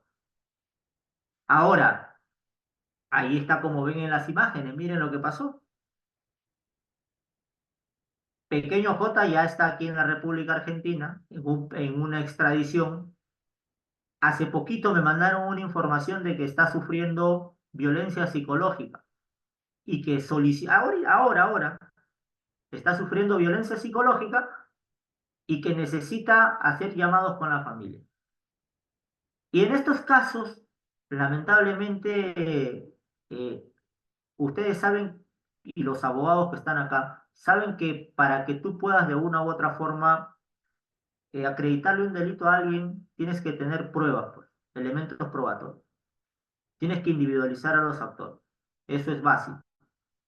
Eso es básico dentro de lo que viene a ser el proceso. Como lo que pasa en el caso Loan. En el caso Loan, que también lo vamos a ver aquí de forma rápida, no tienen nada. Es lamentable decir eso, pero no tienen nada. Yo, aparte, yo no entiendo cómo salió a hablar Bueno, así encontraron, por el tema, por la búsqueda de los canes, encontraron el cuerpo. Esa es una de las fotos que también se han filtrado, yo se las traigo a ustedes, pero se han filtrado también, o sea, esas las encuentran. ¿Está dentro del expediente? Sí, por supuesto. Las encontraron ahí a las 3. Y el tema de las mutilaciones de los dedos, sí, es verdad, le mutilaron los dedos. Que estuvieron las personas que posiblemente cometieron este hecho, que no se sabe quién hizo quién, porque hay datos, muchos datos, mucha información, pero son declaraciones testimoniales nada más. Pero no se logra todavía determinar quién hizo la división de roles, ¿no? Juliana, tú eres abogada. Juliane o Noelia. No, no, no, yo soy licenciada en criminalística. No, no, no soy abogada. Bueno, la división de roles. No se puede todavía determinar qué rol cumplió cada uno, solamente hay datos, información de una de las imputadas. ¿Que tiene un montón de contradicciones? Sí, por supuesto. Y eso, la división de roles y qué función cumplió cada uno es básico al momento mismo de la imputación, que es lo que se le informa al imputado qué delito y qué hecho hizo. Y si no se le puede decir qué hecho hizo en cuanto a los roles que cumplió cada uno, porque uno no se puede hacer responsable de lo que hizo otro. Pero ¿sabe qué pasa? Ya tienes un antecedente. ¿Y los van a condenar? Sí, por supuesto. Lo van a condenar. Creo que lo van a condenar. Y ahora, pero tienes un antecedente, Pierre. No, por favor, Daniela, gracias a vos. Y ya también tienes otro antecedente. Tienes el antecedente del caso Fernando Báez Sosa. Tienes el antecedente de los Ratbers. ¿Por qué? Porque se llevó a juicio sin determinar quién era quién, qué roles cumplía. Y eso se llama imputación necesaria, se llama imputación objetiva o imputación formal. En otros países, y esto yo lo he debatido con juristas también, y hemos llegado a la conclusión, y yo se los traigo a ustedes como abogados, para que ustedes puedan discutir también este aspecto. ¿Por qué? Porque en otros países, como en Bolivia, como en Chile y en Perú, tú no ingresas o no pasas de esa etapa procesal si es que tú no le dices como fiscal a la defensa en base a qué lo llevas al proceso al tipo y en base a qué lo vas a acusar, porque si no, no habría igualdad de armas. Yo no sabría en base a qué lo voy a defender. En base de autor, de partícipe, de instigador, de partícipe secundario, ¿qué rol cumplió? Si no me lo dices, no puedo formular yo mi teoría del caso. Y en Perú existe una figura que se llama la tutela de derechos. Cuando el fiscal a mí me omite una sola hoja del expediente, yo pido tutela de derechos y automáticamente el juez lo llama al fiscal y le dice, señor fiscal, dice el abogado que usted no le pasó la hoja del expediente, pásesela ahora, le dice, porque si no, no puede seguir en el proceso. No podemos pasar a... Lo obliga el juez al fiscal. Y en el tema del triple crimen, claro, estuvo vinculado no a una red criminal grande, no a una red transnacional como se viene diciendo. ¿Era una de narcomenudeo? Sí, por supuesto. Hay secuencias en donde sí habían indicios suficientes para poder determinar de que de una u otra forma estaban vinculados con el narcotráfico o el narcomenudeo, sí, eso no hay duda, pero tampoco encontramos un gramo de droga. Y lo que pasa es que en muchas oportunidades la mediatización, por eso, si ustedes tienen un caso mediático, de una u otra forma, hay que limitarse muchas de las veces a poder a poder salir a la prensa en determinados momentos. ¿Por qué? Porque después todo lo que digas, también como abogado, puede ser usado en tu contra posterior. Y muchos de los abogados que están que estaban en el caso del triple crimen, hoy no están varios. ¿Por qué? Porque solamente lo usan para la mediatización pública o la mediatización del momento. Y entonces el triple crimen de Florencio Varela, muchas de las veces se habló de dos organizaciones criminales. Inclusive viajaron hasta el Perú. ¿Por qué? Porque estaban vinculados sí a organizaciones criminales que era de la Villa Zabaleta y de la Vía de Vasco Flores, aquí en Buenos Aires. Y aquí nosotros hemos tenido antecedentes de narcotráfico, sí, por supuesto. De narcotráfico vinculado a autores peruanos, sí, por supuesto, desde la década de los 90, que han estado vinculados en las diversas villas. Y que de una u otra forma algunos integrantes tenían relación con este tal pequeño J, sí, por supuesto, y es por eso que se hace en investigación y en investigación se hace una triangulación y una línea de investigación. Y esa línea de investigación los llevaba hasta el Perú. Los llevaba a determinar también con la organización criminal Los Pulpos, con la organización que son transnacionales que no se conocen acá en Argentina y que han hecho desastre en Latinoamérica. Entonces, ¿es un caso que estuvo vinculado a lo que es el narcotráfico? Sí, lo han vinculado al tema del narcotráfico. Y para trabajar dentro del lugar del hecho, hay mucho, sí, que Sebastián se lo va a poder decir de quizás a posterior, en el tema de las triangulaciones de los teléfonos. También el tema de la búsqueda en el uso de los canes, que también está vinculado a la criminalística, en el tema de levantamientos, no solamente de posibles manchas semánticas, que también eso se trabaja en criminalística en este hecho. También se ha encontrado también huellas papilares, no solamente huellas dactilares, sino palmares también muchísimas. Se han encontrado en este tipo de hechos tan violentos, se han encontrado también huellas de pie calzado. Ustedes ven que en este tipo de hechos tan violentos existe una diversificación de disciplinas que trabajar dentro del lugar y cómo trabajar con los peritos dentro del lugar del hecho. O sea, infinidades de disciplinas que se trabajaron en este hecho. A ver la otra diapositiva, por favor.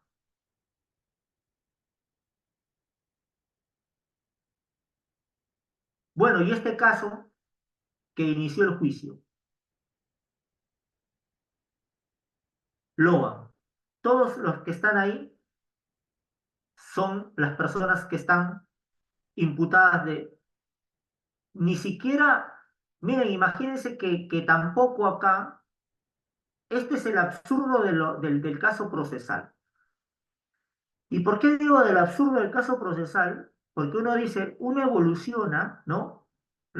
Noelia, ¿usted es abogada? O algún abogado que esté acá. Usted es abogada, ¿no? Bueno, si uno dice, hemos hablado de evolución del proceso penal, hemos pasado de un sistema acusatorio, de un sistema inquisitivo a un acusatorio. ¿Corrientes qué tiene? ¿Qué sistema tiene? Acusatorio. Acusatorio. ¿Y dónde terminó la causa? ¿En un acusatorio en donde la dirección de la investigación la tiene el juez, el fiscal? Y regresamos, porque la causa terminó bajo la dirección del juez, de una jueza.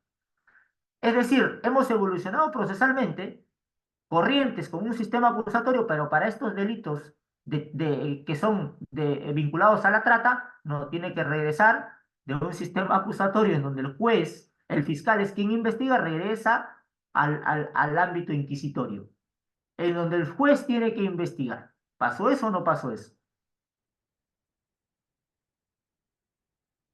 Pasó eso. Y, y acá, claro, exactamente, César, pasó eso. Entonces, ¿cómo podemos hacer eso? En vez de avanzar, retrocedimos.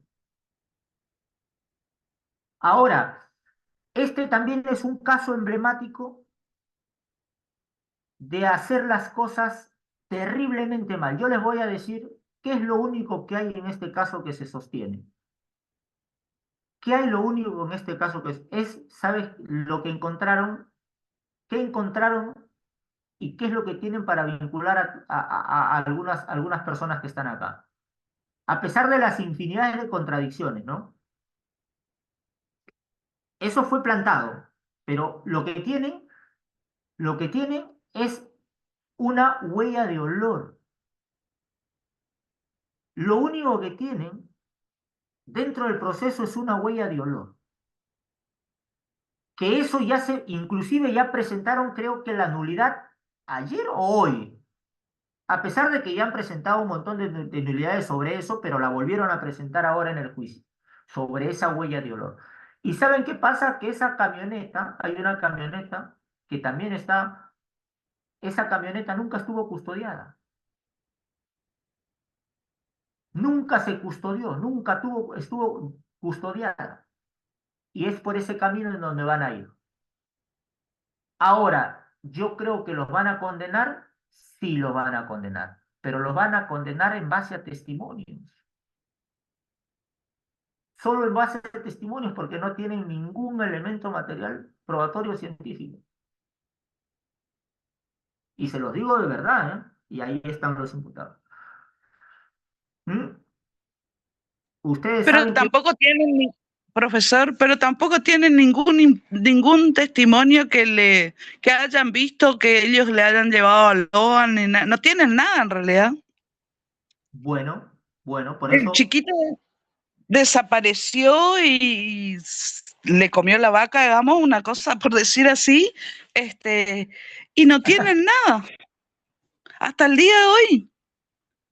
bueno, Claro que todo, la falta de todas las evidencias que hay y todo es porque fue adrede todo el comienzo de esa investigación, la búsqueda, todo.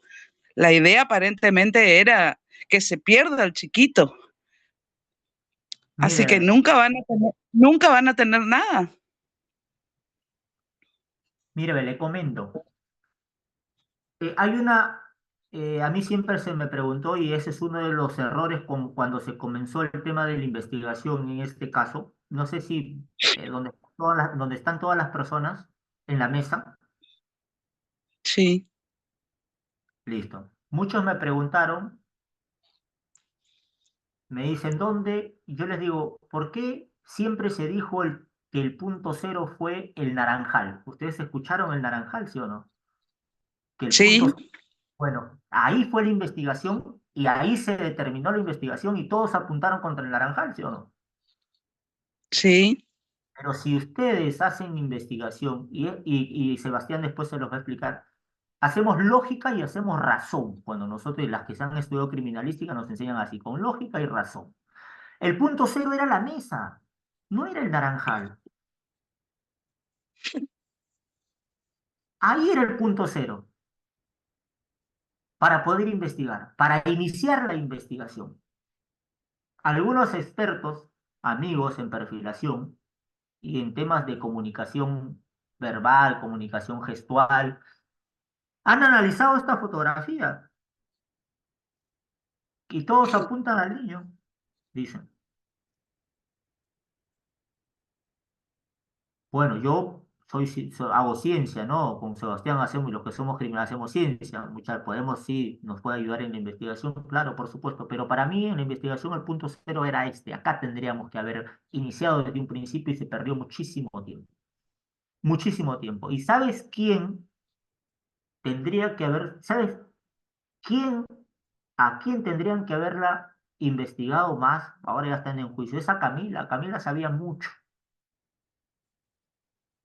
mucho. Ah, la prima. La prima, la que estuvo los psicólogos, el psicólogo que no se presentó al juicio porque no tenía para el pasaje. Y Ah, estuvo, ujú. y estuvo también el abogado Trucho. Estuvieron con Camila y estuvieron con los niños que estuvieron en un determinado momento con Logan. Y ustedes saben la contaminación que hubo en ese aspecto.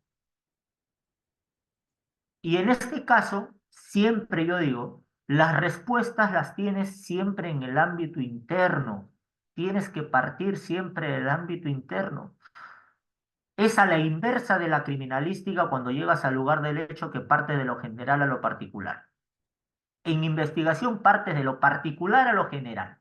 Primero tu núcleo cerrado. Ahí vas a obtener respuestas.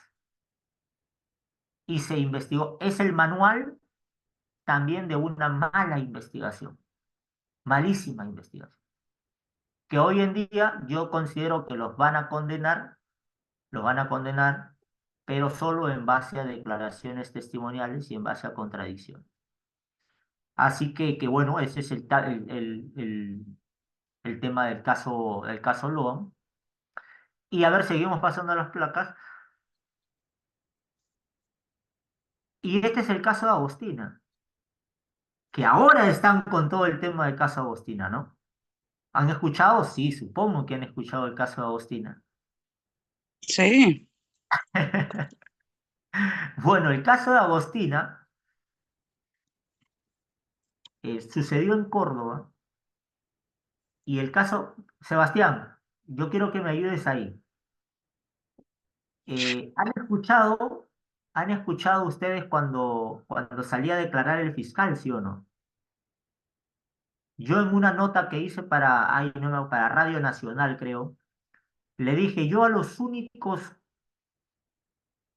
porque lo defienden mucho al fiscal, hay dos personajes, dos abogados que defienden mucho al fiscal. Y yo digo, a los únicos que defendería así, como defienden al fiscal, sería, no sé, a mi mamá y a mis hermanos, como abogado, ¿no? Porque si no, no tendría que defenderlo. Y ahora, ahí yo le digo, y también lo dije en los medios de comunicación, Sebastián, ha habido ¿de cuántos años no? Tenemos años y años de la famosa frase, el tiempo que pasa es la verdad que huye, ¿sí o no? O sea, años. ¿Alguien ha podido destruir esa frase? ¿Has escuchado a alguien destruir esa frase en la actualidad? No sé, No, yo yo, creo que es la frase célebre y hasta el pilar fundacional de la criminalística.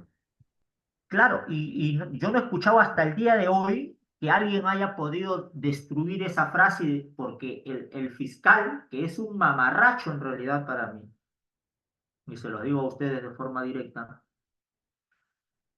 decía a los medios de comunicación que este va a ser el primer caso que ustedes van a ver que no va a ser el tiempo que pasa y es la verdad que huye. Dijo a nivel nacional, ¿ah? Sino esto va a ser el caso del tiempo que pasa, la verdad que se acerca, decía.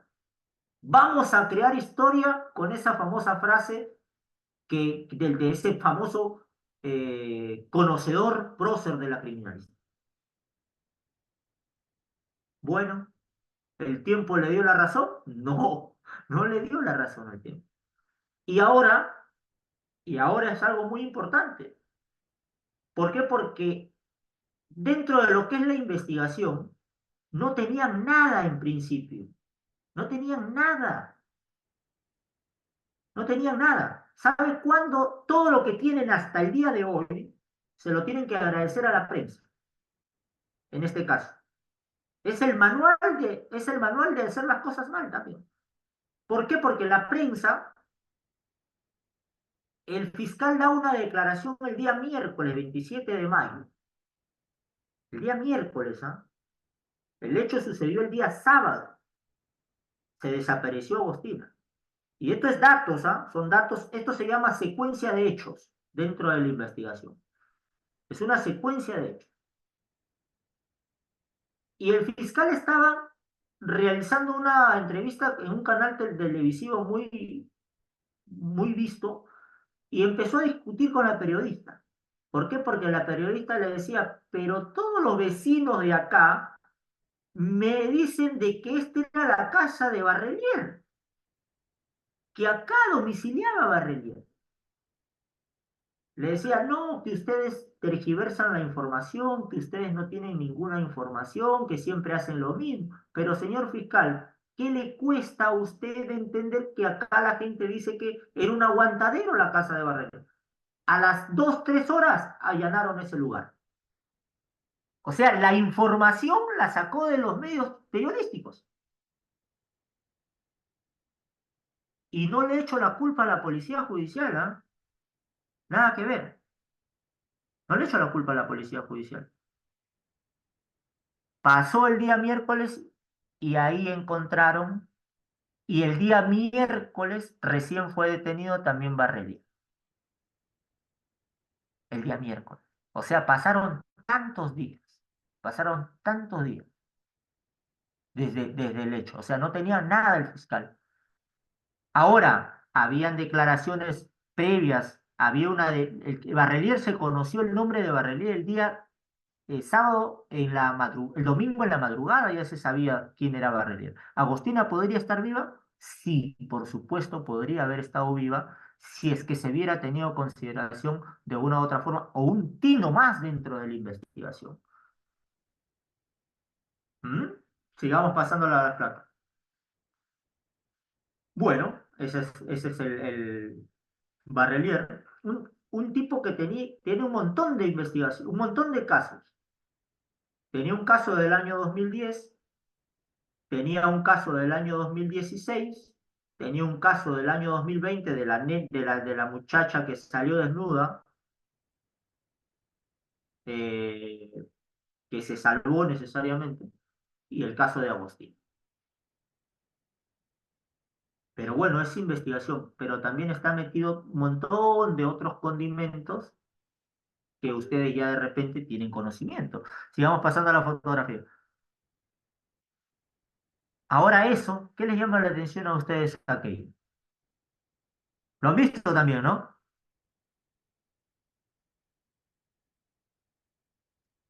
Sí, ese es el boliche también. Bueno, ese es El exactamente, antro. ese es el boliche y esa es la zona de aguantaderos llamado Huachitas Bar. Y siempre en estos hechos, a pesar, y también se está llevando una mala investigación. ¿Por qué? Porque hay abogados, y esto yo lo he dicho en cadena nacional, ¿eh? O sea que no es una novedad, no es nada, yo lo digo tranquilamente. No quieren que pase a la justicia federal. Es un caso que, que debería de delegarse también a la justicia federal porque se puede hacer una investigación en paralelo también. O sea, no necesariamente ¿por qué? Porque se puede investigar el caso del asesinato de Agostina, sí, por supuesto, y se puede investigar el caso de Guachitas Bar, pero son delitos conexos, eso es lo que no entienden. O sea, quieren de una u otra forma introducir el hecho del asesinato de Agostina con el hecho vinculado a lo que viene a ser el narcotráfico, el tema de trata. Pero es un delito conexo, no tiene nada que ver con el hecho de Agostina, o el caso de Agostina. Es un delito independiente que salta del delito de Agostina, ¿no? Por supuesto. Pero inclusive ahora hay un montón de información. Hay 3 detenidos por este hecho, por supuesto. Ahora también Sebastián les va a explicar quizás, yo les tiro a grandes rasgos, ¿no? Lo único que no tienen nada tampoco, fuera, aunque parezca mentira, no tienen nada. ¿Qué encontraron en la casa? Yo les pregunto a ustedes como para ir ya concluyendo. ¿Qué es lo que encontraron en la casa en temas, qué es lo que encontraron en la casa en temas de indicios?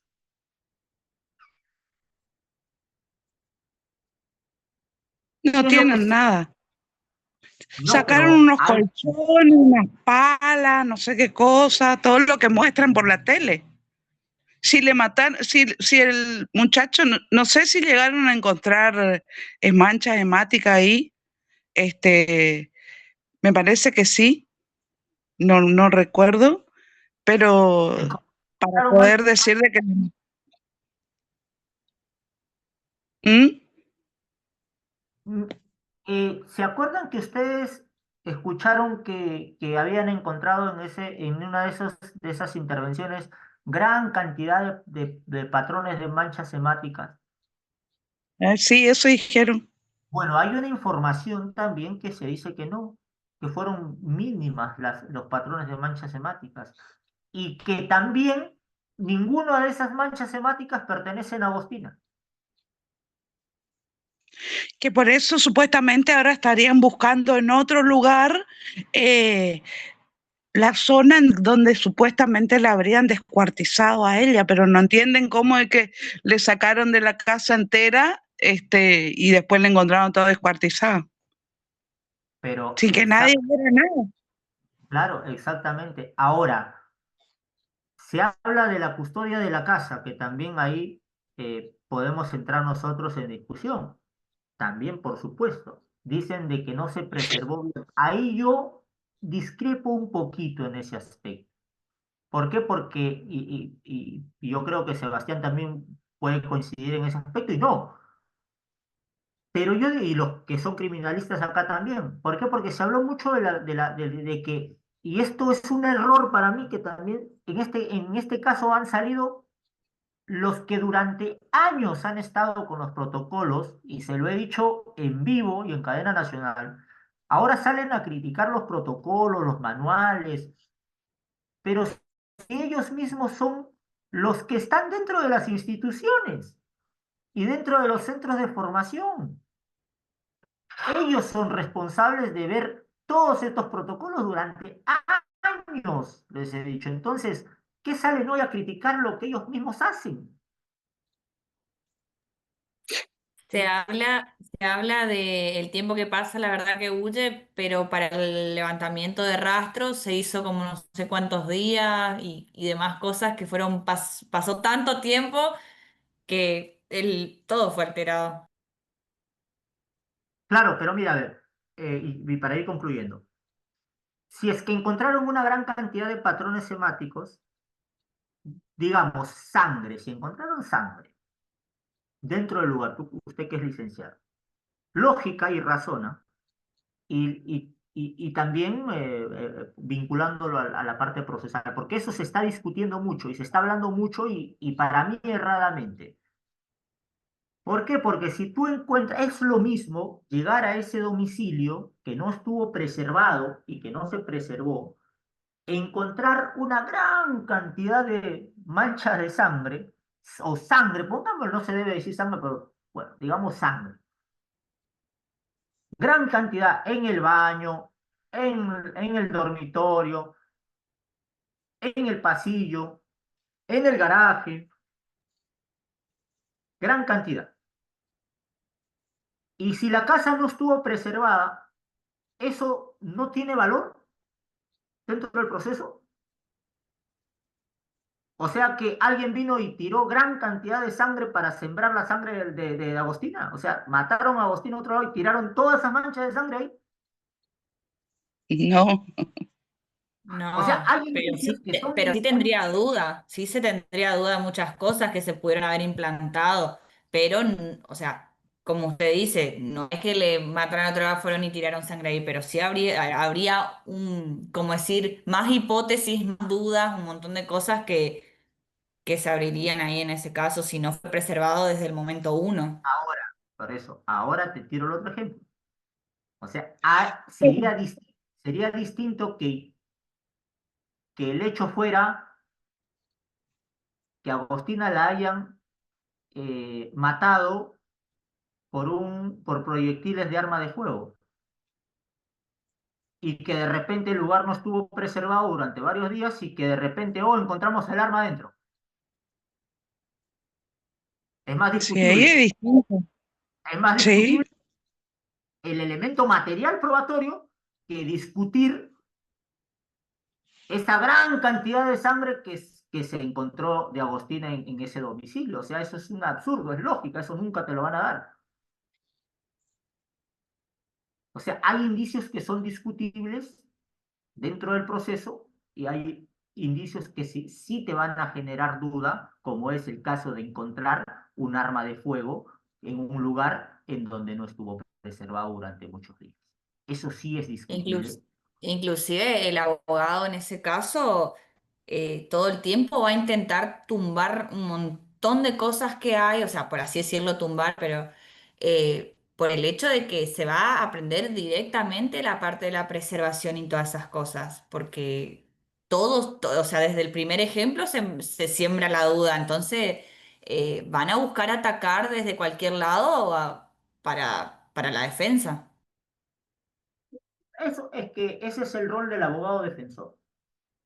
Pero partiendo de la lógica que te menciono, en mi parecer, es más discutible en el ejemplo de un arma de fuego que discutir la gran cantidad de patrones de mancha de sangre dentro del domicilio.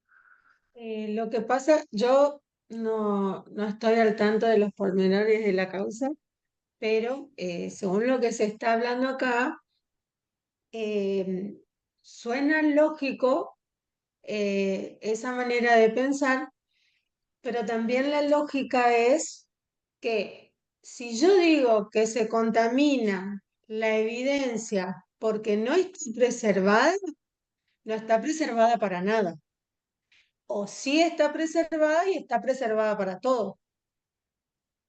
No, no puede ser que está preservada la escena para algunas cosas y no está preservada la escena para otras cosas.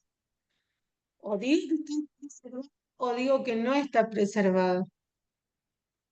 Ahora, lo que sí uno ve a grandes rasgos es la deficiencia, ¿no?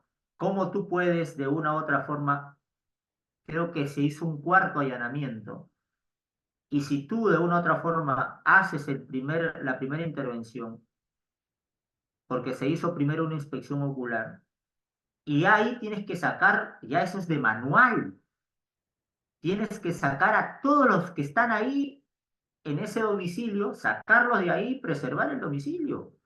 O sea, eso es de manual. No puedes entrar, dejar a las personas viviendo en ese domicilio, salir, volver a hacer un allanamiento nuevamente, salir. O sea, eso no se puede hacer. Eso es, o sea, como director de la investigación hiciste un mamarracho. O sea, eso es básico en criminalística. Eso es básico en investigación. Y aquí están Profesor, los... ¿Sí? pero a lo mejor en esos casos uno trata de, no sé, uno no es ingenuo, pero cuando uno ve que hay tantos errores así, que son errores grandes, tal vez la misma justicia o el fiscal, a lo mejor esa es la dirección que ellos quieren llevar, ¿entienden? Porque Bueno, no puede ser que se cometa error tras error sabiendo que si uno no hace bien las cosas, no va a encontrar nada. O sea, va a perder todo las posibilidades de las evidencias que tenga. Si uno bueno, sigue cometiendo error tras error, debe ser que seguramente esa es la dirección que quieren seguir para no encontrar nada y no tener nada. ¿Qué otra claro, explicación se le puede dar? claro, es que eso en el caso Nisman se hizo todo bien se hizo para poder desviar todo tipo de investigación. Se hizo todo bien, todo. Y en este caso de Agostina, también yo les pregunto a ustedes, gratis los abogados no trabajan. No, ¿Quién trabaja? obvio. Nadie trabaja gratis y son abogados carísimos. Y son Y sí, abogados que por están algo están muy ahí. afiliados a la fiscalía. Entonces crea una cierta duda y hay un dicho muy importante y con eso concluyo, piensa mal y acertarás, ¿no? Entonces, bueno, es un caso que es muy emblemático y vamos a tener más, como se lo dije a Bonelli en su momento, ¿no? ¿Crees que esto va a ser los únicos casos que vamos a tener? ¿Crees que Agostina va a ser el último caso? No. Mientras nosotros, y es por eso yo destaco lo que está haciendo Sebastián. ¿Por qué? Porque de una u otra forma es muy complicado llevar la criminalística, y yo lo vivo acá en Buenos Aires, en Capital, es muy complicado. Introducir la criminalística dentro de las facultades, dentro de los institutos, unificar la criminalística con la investigación criminal.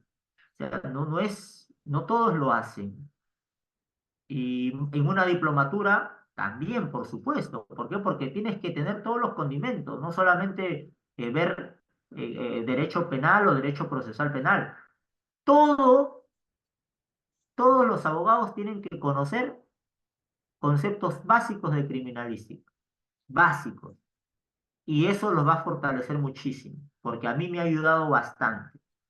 Yo trabajo muchísimo en mi carrera de abogado, pero también trabajo muchísimo con estos conocimientos de criminalística que me ayudan enormemente para poder saber dónde posicionarme, cómo enfrentar a un perito, cómo trabajar con un fiscal, si se hizo bien, se hizo mal, y también de una u otra forma poder explicarle al juez dentro de un juicio. ¿Por qué? Porque el abogado no tiene a su perito al lado para que le pueda decir, haz esto, pregunta esto. No. Entonces, ¿los abogados tenemos que tener estos conocimientos? Sí, por supuesto. Y también los peritos tienen que conocer de proceso. Y tienen que conocer también de litigación y tienen que conocer de un montón de aspectos procesales. ¿Para qué? Para que en un determinado momento, en el debate oral, sepan también de una u otra forma cómo coadyuvarse con el abogado que lo propone o con la fiscalía también que propone a su propio perito. ¿Por qué? Porque muchas de las veces hay estrategias, hay técnicas que hay que usar y muchas de las veces los peritos desconocen y tienen que conocer también estos aspectos procesales. Así que, Sebastián, muchísimas gracias y la verdad que me sentí satisfecho aquí con este grupo. Bueno, gracias, profe, gracias por todos los comentarios y su clase. Excelente. No sé si los alumnos tienen alguna consulta, algún comentario, algo más para preguntarle al profe, ya que lo tenemos.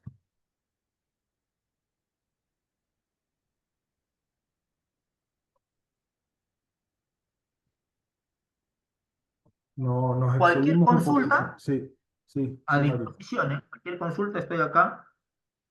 Bien, bueno, por mi parte, si no hay preguntas, le pedimos disculpas un poquito, pero la verdad que estuvo muy atrapante y enriquecedora la clase. Nos excedimos un poquito en el horario, pero creo que mantuvimos todos conectados, más allá de algunos que se fueron desconectando por cuestiones laborales.